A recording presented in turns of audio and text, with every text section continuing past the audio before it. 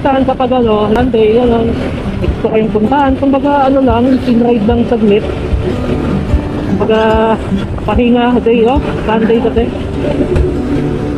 Okay. Or kahit hindi Sunday, yung day off. Pwede mo rin gawin to yung nagra-ride ka saglit, papahangin. Kasi minsan sa trabaho, di ba? Nakaka-stress, para mawala ng kabit yung kung drive tayo palitan. Hindi mo kasi kailangan ng malaking budget. Okay na yung panggasolina lang. Kasi neto nga si Baguio, tipid nga, 3 bar pa rin siya hanggang ngayon. Hindi natin kailangan ng malaking budget. Isipin mo, makakarating ako ng Hibiang Tunnel. Isang full tank lang yun. Sa pagkain si Gupet, 100 pesos, pwede na yun guys. 300 pesos, pwede na yan.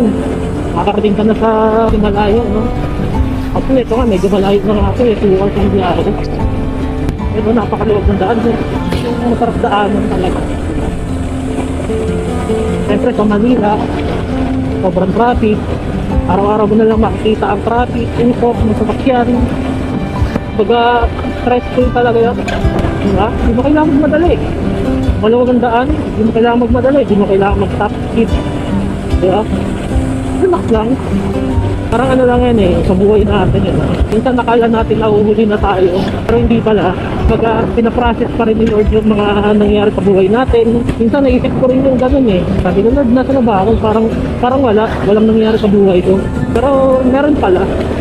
Siguro naisip ko lang na masyado lang ako nagmamadali. Or naisip ko rin na sa buhay, gano'n. Siyempre lahat naman tayo, gusto natin makakaon sa buhay.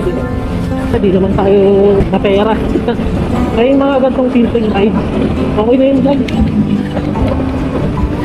Baga dito na lang natin ipawi, no? Para mag-get natin palimutan yung mga problema din.